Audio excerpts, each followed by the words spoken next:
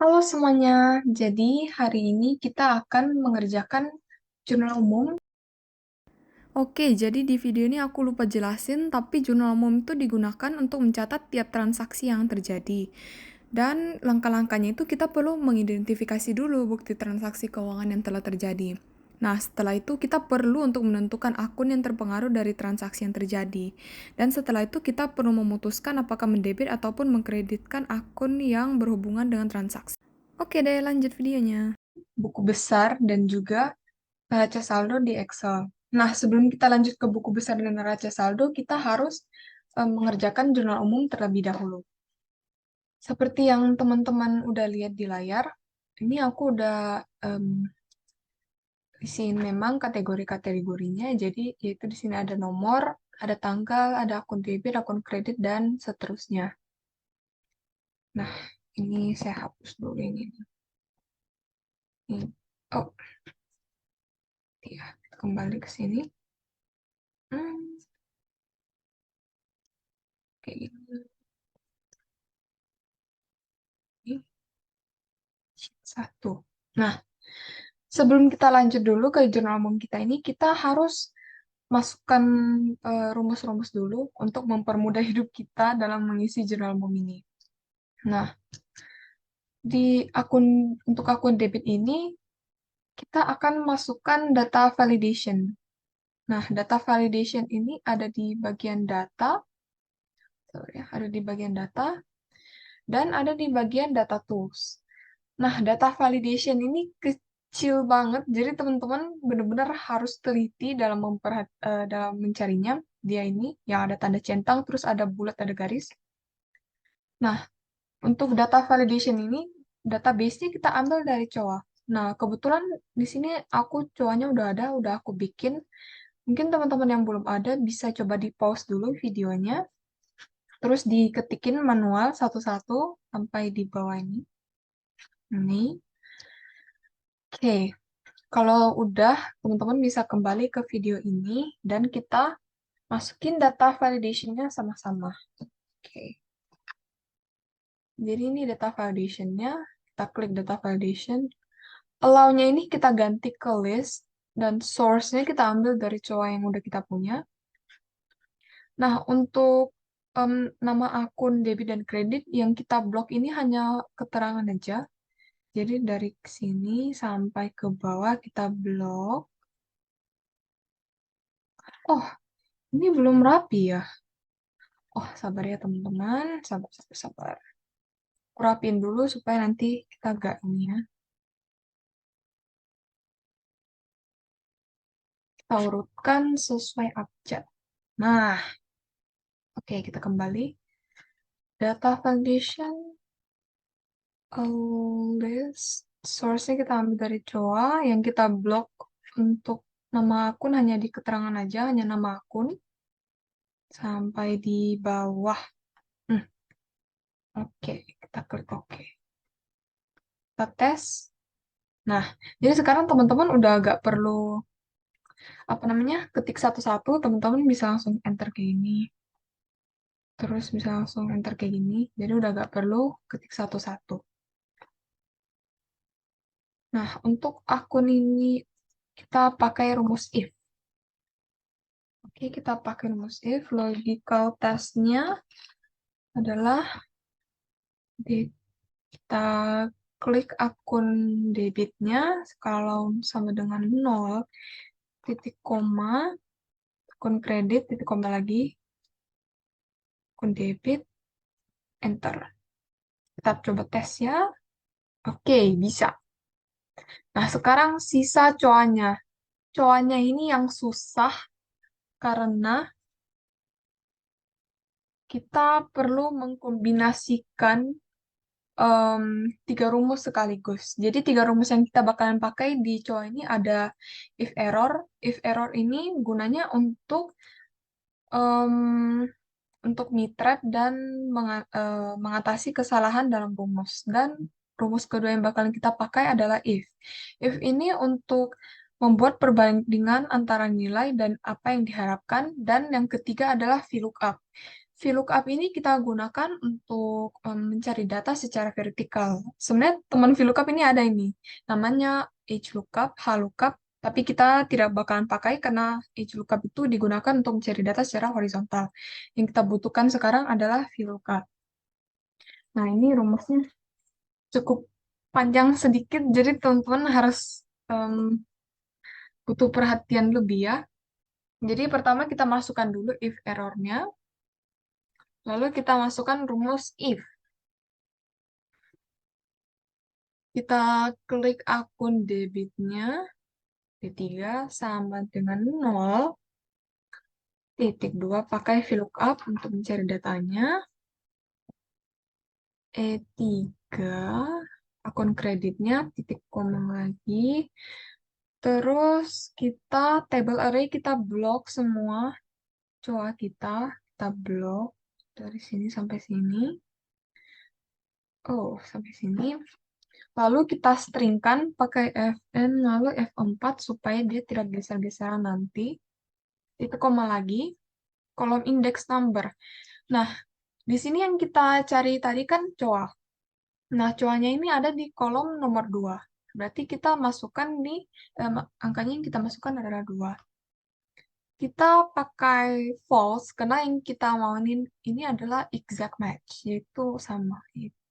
Jadi kita masukkan false, lalu kita jangan lupa parenthesis, jangan lupa tutup kurung, pakai titik koma lagi, pakai VLOOKUP lagi. Lookup value-nya kita kembali ke pertama kita. Lalu, kan tadi E3-nya udah ya, E3 itu akun kredit. Berarti sekarang yang kita cari adalah akun debit lagi. Satu. Pakai titik koma lagi, table array lagi, kita blok lagi semuanya, coba kita semua. Kita blok sampai ke bawah. Jangan lupa di-stringkan supaya dia agak geser. Coanya ada di kolom kedua. Setelah keterangan ada coa, jadi di kolom kedua kita masukin angka 2. Terus kita pakai false, karena kita butuhnya yang exact match. Jangan lupa ditutup kurung ya teman-teman, jangan tutup kurung. Ini terus pakai tanda petik. Terus tutup kurung. Kita coba. Bisa gak ya? Bisa gak ya? Oke, bisa. Ini kita ke bawahin dulu. Kita ke bawahin dulu. Soalnya juga tetap ke bawahnya. Sampai ke bawah. Oke. Kita mulai jurnal kita ya. Untuk transaksi yang pertama ada surat pernyataan setor modal. Berarti ini masuknya di kas ya. Kita lihat tanggal berapa. Tanggal 17 Juli. Berarti tanggalnya di sini 17/07/2023. Pengetahuan setor modal, berarti kas kita bertambah. Kas itu kan ada termasuk di aset. Dia aset kalau bertambah ada di debit. Berarti akun debit ini kita masukin di kas. Dan dia juga mempengaruhi mempengaruhi modal, berarti bertambahnya di credit share. Mana ya? Share capital ordinary. Oke.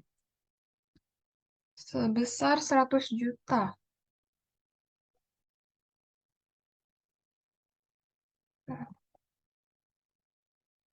Terangannya di sini kita masukin saja penyetoran modal memulai usaha. Kita rapihin kayak ini. Oke. Kita lanjut ke transaksi yang kedua. Kwitansi. Kwitansi berarti bukti pembayaran ya.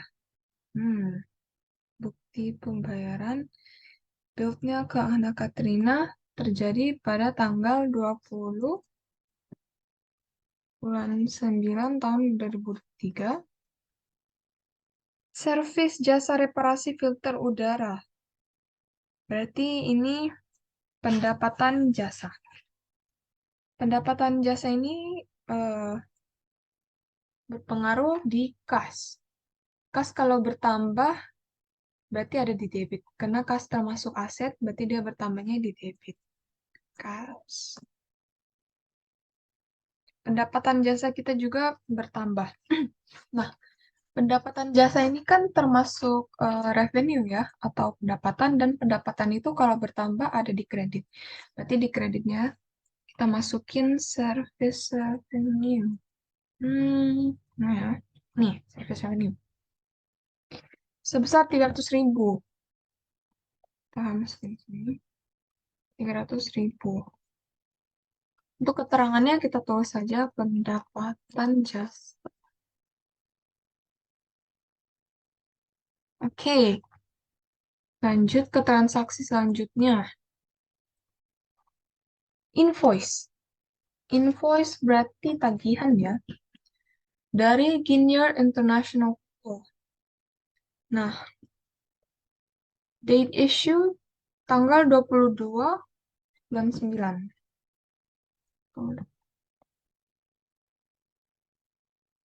Kepada PT Risha Manis. PT Risha Manis berarti kepada kita ya. Di sini deskripsinya ada paku cantolan AC dan pompa vakum AC. Paku ini bisa kita katakan termasuk di perlengkapan karena paku, contohnya ya, kalau kita udah maku dinding, udah kehabis satu. Terus kalau lanjut ke dinding selanjutnya, habis dua. Berarti maksimal yang bisa di paku yang bisa digunakan adalah 10. Berarti dia bisa habiskan dan jangkanya itu tidak selama peralatan. Berarti di sini ini ada peralatan dan juga ada perlengkapan dan juga peralatan, maaf ya. Nah, kita lihat di bawah ini ada payment method. Berarti belum kita bayar. Payment methodnya melalui Bank BCA, dan ada nomor rekeningnya atas nama Morgan Maxwell. Term dan conditionnya payment is due 30 days from the invoice date.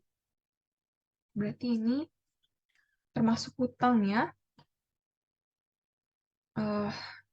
Expense.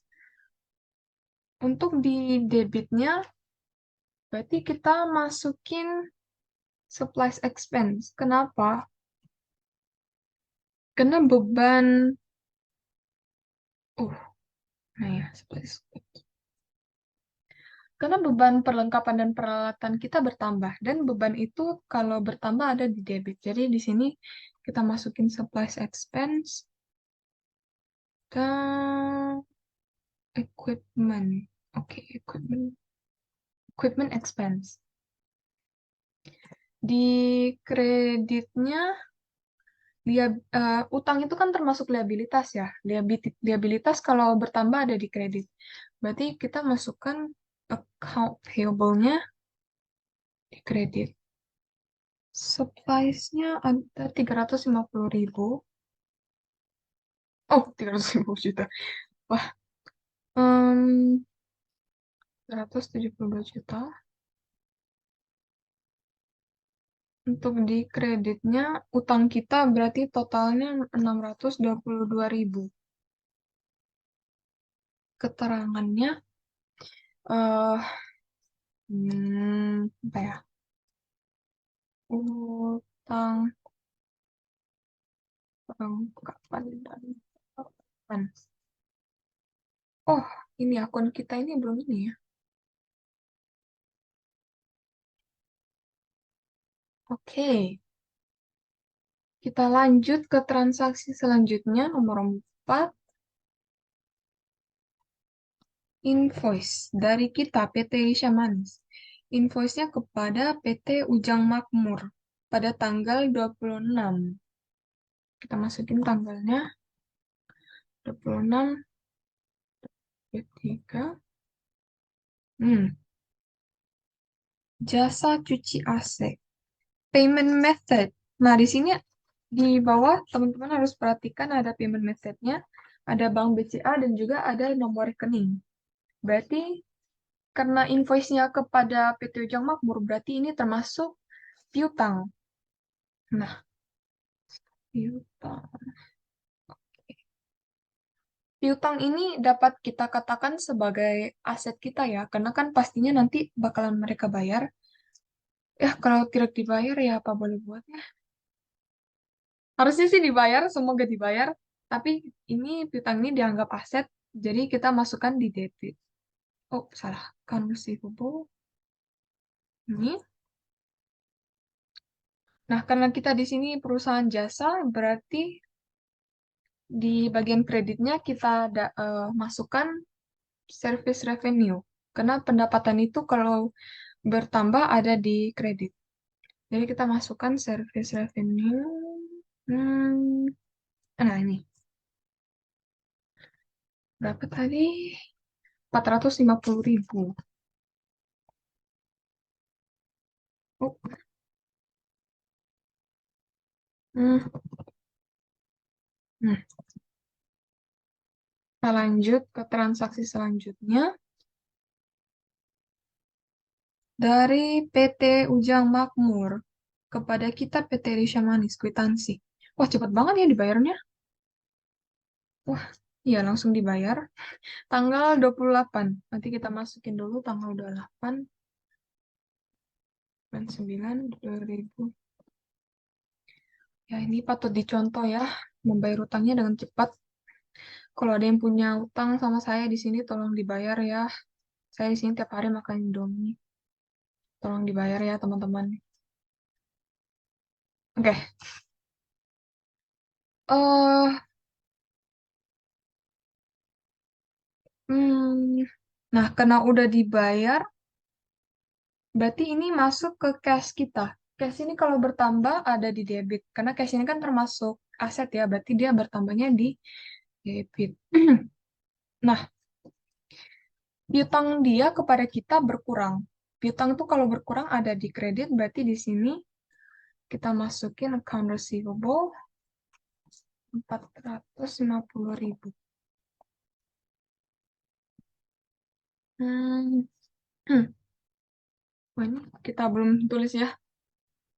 Piutang jasa. Belum kita tulis keterangannya. Di sini kita tulis saja keterangannya pelunasan piutang pada tanggal 26. 6 bulan 9. Ya, oke, lanjut ke transaksi selanjutnya nomor 6. Kwitansi dari kita PT Elisha Manis kepada PT Arif Epi pada tanggal 7 bulan 10. Kita masukin dulu. Hmm. Hmm.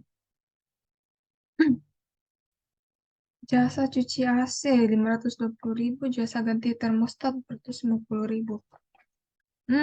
Di bawah ini ada keterangan dibayar sebesar 40% pada hmm, pada tanggal 7/10/2023. Berarti dibayarnya pada hari itu juga ya. Berarti karena dia udah bayar ke kita, otomatis kas kita juga bertambah. Kas adalah aset, bertambahnya di debit. Kita masukin di debitnya kas. Ini ada jasa cuci AC dan jasa ganti termostat. Berarti itu adalah unearned revenue. Unearned revenue ini kan termasuk di pendapatan. Pendapatan kalau bertambah ada di kredit. Berarti kita di kredit ini kita masukin unearned revenue. Oh, ini unearned revenue. Hmm. Hmm. Ini ya. Oh, ini. Unearned service revenue. Nah, di keterangannya ini disebutkan dibayar sebesar 40%. Berarti dari 970.000 ini 40%-nya 388.000. Berarti di sini kita masukin 388.000. Oke. Hmm, sini kita masukin aja. Hmm, ini aja. Oke. Lanjut ke transaksi selanjutnya. Ada kwitansi.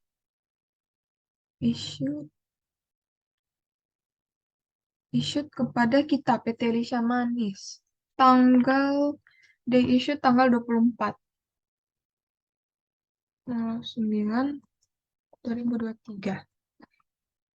Deskripsinya ada paku cantolan AC dan pompa vakum. Oh, berarti ini kita melunasi utang kita yang tadi ya. Hmm, berarti utang kita, berarti utang kita berkurang. Utang itu kan termasuk liabilitas. Liabilitas kalau berkurang ada di debit. Berarti kita masukin di debitnya ini account payable. Oke. Hmm. Karena kita membayar utang ini pasti pakai modal kita, pakai aset kita. Berarti cash kita berkurang. Cash itu adalah aset dan aset kalau berkurang ada di kredit. Berarti kita kredit di kreditnya kita masukin cash. Account payable tadi utang kita 622.000. Ini 622.000. Hmm. Keterangannya kita tulis pelunasan utang. Oh, pelunasan utang. Oke. Kita lanjut ke transaksi selanjutnya.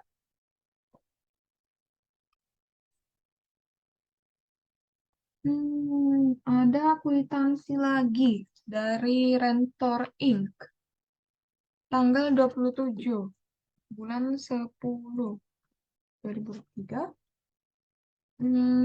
Bill-nya kepada kita PT Elisha Manis, deskripsinya Mitsubishi Expander Toyota Kijang. Oh, ini. Di bawah ada notes-nya. Pembayaran untuk sewa 1 tahun ke depan. Jasa akan diberikan 3 hari setelah pembayaran. Berarti ini adalah prepaid rent. Itu dibayar di muka, prepaid rent. Sewa dibayar di muka. Hmm. Sewa dibayar di muka ini anggapannya itu udah aset kita gitu. Karena kita udah bayar dan semoga kita akan dapat benefitnya. Dan berarti itu termasuk di aset kita. Prepaid, prepaid rent. Oke, ini ada prepaid rent. Nah, kita membayar sewa ini pasti pakai aset kita, pakai cash kita. Eh, Aset berkurang ada di kredit. Di kredit kita masukkan cash. Prepaid rent ada total 505 juta.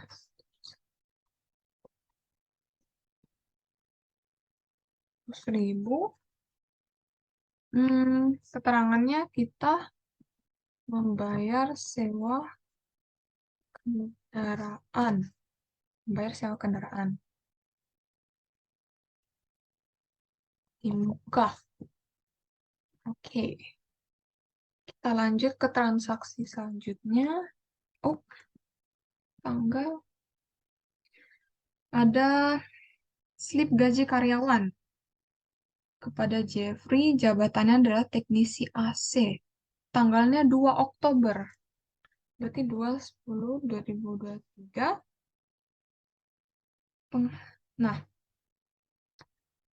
gaji karyawan ini kan termasuk di beban ya, beban gaji karyawan. Beban ini kalau bertambah ada di debit, berarti dia salaries and wages expense.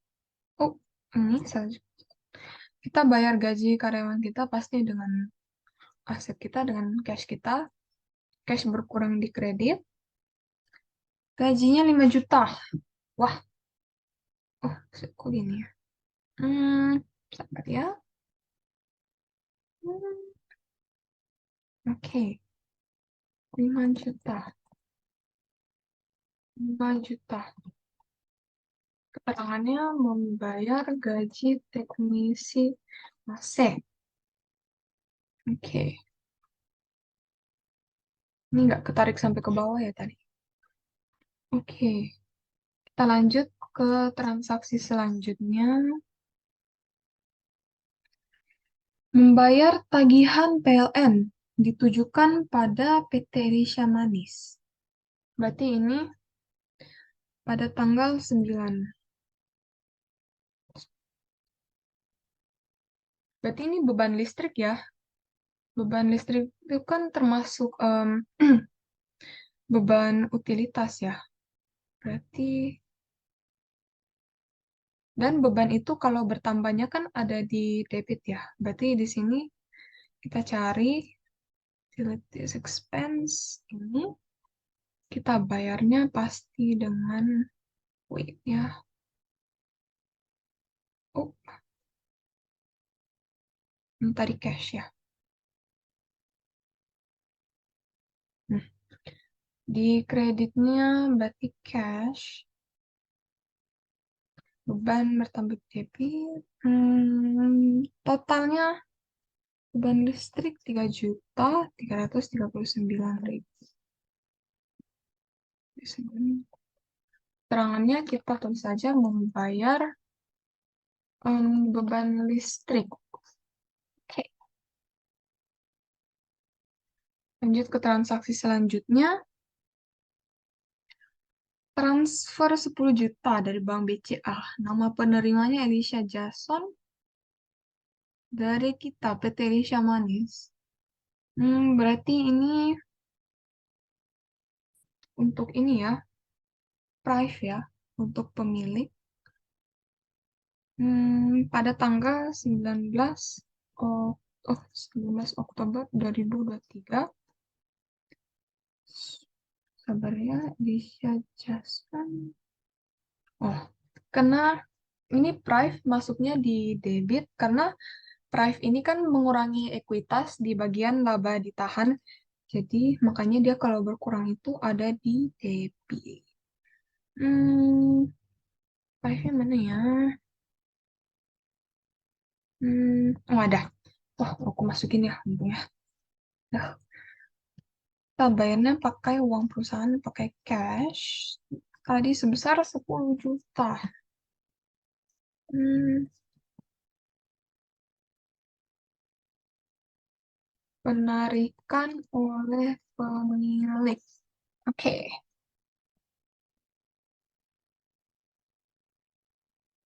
Ini, wah, invoice terakhir ini. Invoice dari Borsel kepada PT Elisha Manis. Issue at 13, tanggal 13 bulan 10 2023. Payment due date. Berarti ini belum kita bayar. Payment methodnya di bawah ada Bank BCA. Ya, berarti ini belum kita bayar ya. Berarti ini termasuk kayak ini tadi di atas yang udah kita buat. Nah ya. Berarti ini termasuk beban air. Sampai ya. Kita bebannya bertambah ada di debit, utilities expense. Utilities expense ini beban seperti air, listrik, dan lain sebagainya. Jadi ini utilities expense. Hmm, 100.000.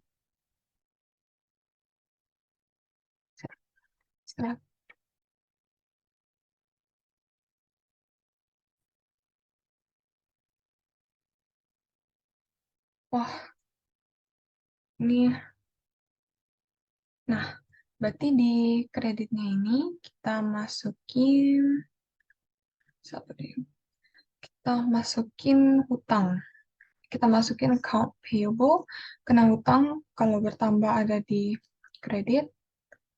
Hati-hati ya teman-teman membaca ininya, baca invoice-nya. Aku tadi hampir di kredit hampir aku masukin kas, tapi tidak, karena ini ada di bawah ada dibilang payment method, ada Bank BCA, berarti kita belum bayar, yang berarti itu adalah utang. Utang adalah liabilitas dan bertambah di kredit.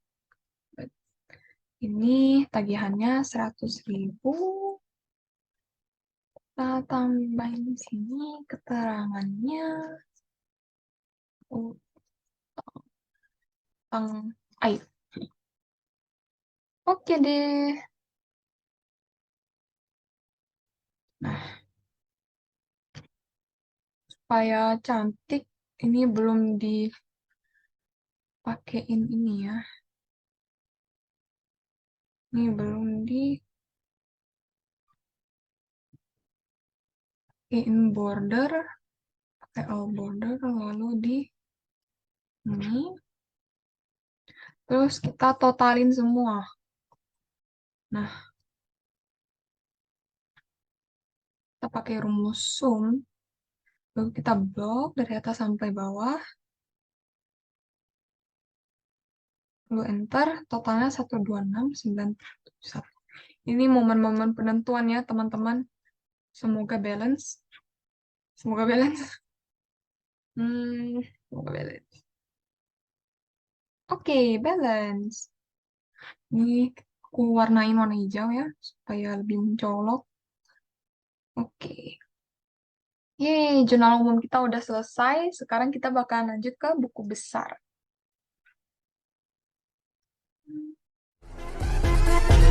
Wait a second, let me catch my breath. Jadi mama muda, dia dengar tidak masalah.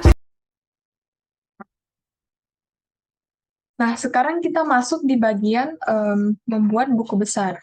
Nah, posting ke buku besar ini selain melihat pengaruh transaksi pada aset, liabilitas, dan juga ekuitas perusahaan, kita diharapkan juga dapat untuk menggolongkan data keuangan gitu. Jadi kita tahu kayak perbedaan-perbedaan transaksinya. Nah, sekarang kita akan membuat buku besar dengan menggunakan pivot table. Nah, jadi pivot table ini ada di bagian insert di samping home. Ini pivot table-nya. Kita klik aja. Terus klik from table atau range. Nah, table atau range-nya ini kita ambil dari jurnal umum kita yang udah dibuat tadi. Ini. Jadi, oke. Nah, di sini kan yang kita butuh itu tanggal. Yang kita butuh, yang mau kita lihat itu adalah debit dan kreditnya. Kita juga butuh akunnya. Nah, biasanya ini akunnya ini ada di bagian row sini. Kita lihat, nah kan ada, kita pindah dia untuk jadi filter. Nah, setelah selesai dibuat seperti ini, supaya kita tahu yang tersisa itu adalah debit atau kredit, kita pakai field item dan set ini. Terus, eh, terus kita pilih ya calculated field. Kita ganti namanya jadi saldo debit. Nah, nah di sini kita pakai rumus if. If-nya ini semisalnya, semisalnya debitnya lebih besar dari kredit.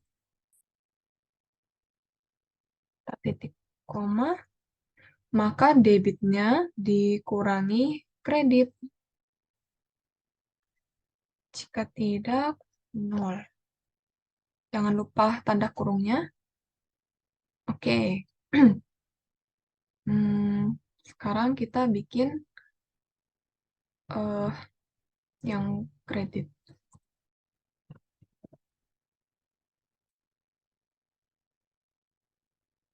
Kita pakai rumus if juga. Tapi kali ini jika debitnya lebih kecil dari kredit, maka kreditnya dikurangi dengan debit.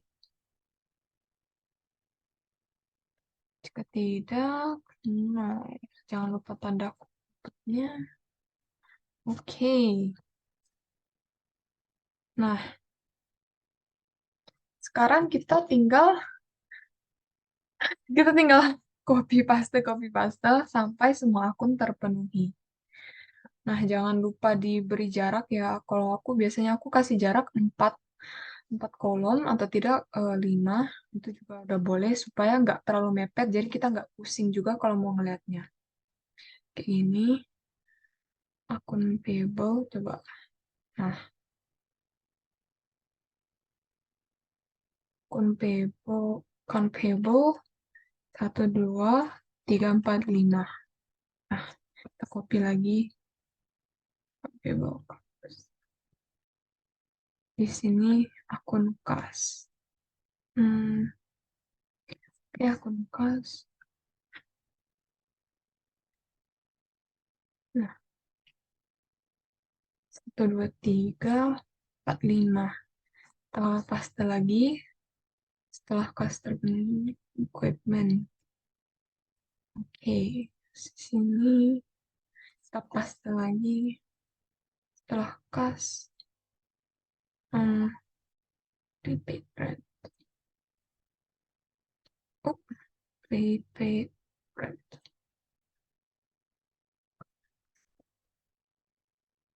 Oke.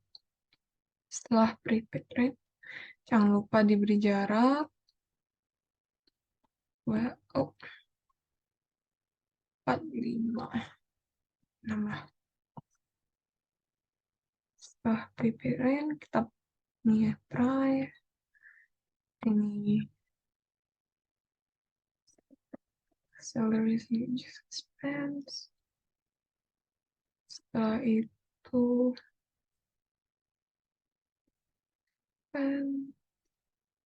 service revenue.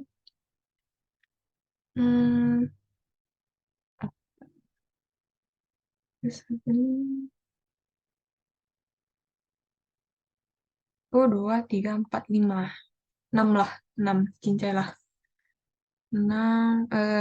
Service revenue. Share capital ordinary.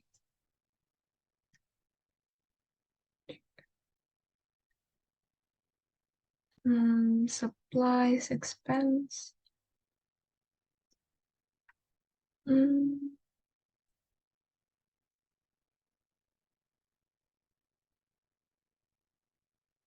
Oke, yang terakhir. Coba 3, 4, 5, 6. Salah. Utilities expense. Oke. Jadi buku besar kita sekarang udah selesai. Sekarang yang perlu kita lakukan lagi adalah membuat neraca saldo.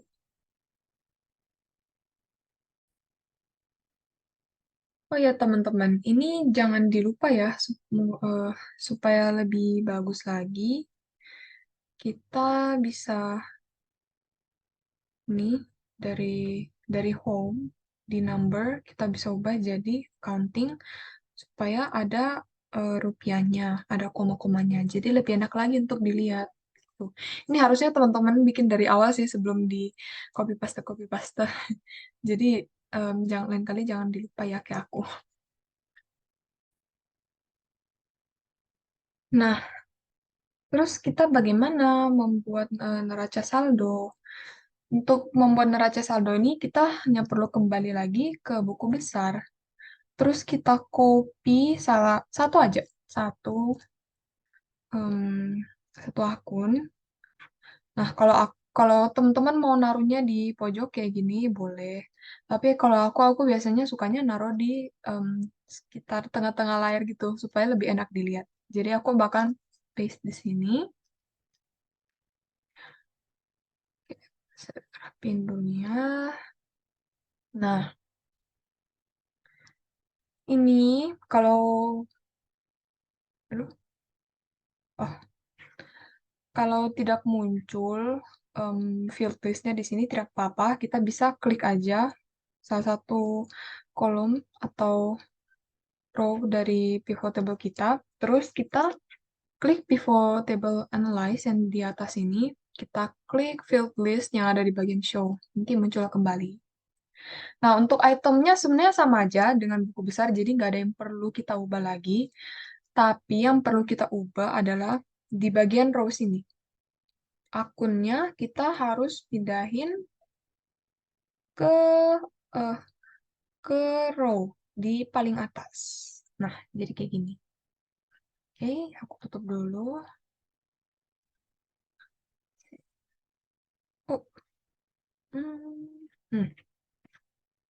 Terus di bagian sini kita klik kanan, lalu kita pilih expand atau collapse. Lalu kita pilih lagi collapse entire field. Jadi semuanya ya. Nah, oke. Yang sum of debit dan sum of credit ini boleh kita hide.